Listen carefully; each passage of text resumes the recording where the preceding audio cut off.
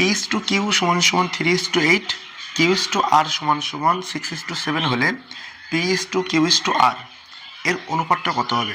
প্রথমে এই কোশ্চেনটা করার জন্য আমরা এখানে দাগ টানতে পারি। দাগ টেনে আমরা দেখব এর সঙ্গে এটা গুণ করব, এর সঙ্গে এটা, এর সঙ্গে এটা। তাহলে এর সঙ্গে এটা গুণ করলে কত হচ্ছে? 3 6 18। এর সঙ্গে এটা গুণ করলে কত হচ্ছে? 6 48। এর সঙ্গে এটা গুণ করলে কত হচ্ছে? 27 56। সবগুলো যেহেতু জোড় সংখ্যা এজন্য 2 দিয়ে কাটছে। 9 2 18, 24 2 48, 28 2 56। তাহলে আমাদের কারেক্ট উত্তর হচ্ছে 9:24:28। একদম পুরো সিম্পল উত্তর। তারপরের কোশ্চেনটা বলছে 9 এর বর্গের বর্গমূল কত হবে? প্রথমত একটা জিনিস খেয়াল করতে হবে, কোনো কিছু জিনিসের বর্গ মানে কি? তার মাথায় স্কোয়ার, আর বর্গমূল মানে হচ্ছে রুট। আর আমরা সবাই জানি রুট মানে কি? রুট মানে হলো হাফ।